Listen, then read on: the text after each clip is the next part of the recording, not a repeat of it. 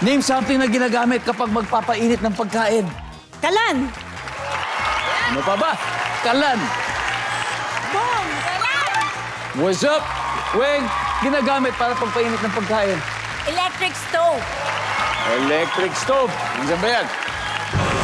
Wala, Manik. Pangmasa tayo, uling. Solid yun, ha? Wow! Uling! Nandiyan ba ang uling? Other sex bomb dancers. Daniel, kailangan makuha natin to. Anong something na ginagamit kapag magpapainit ng pagkain? Food warmer. Ha? Ano? Food warmer.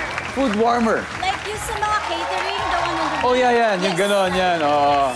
Okay. You may... saving this. Yes.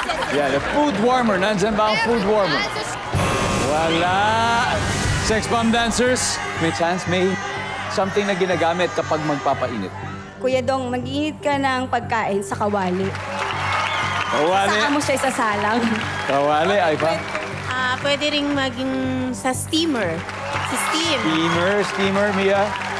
Kaldero. Caldero.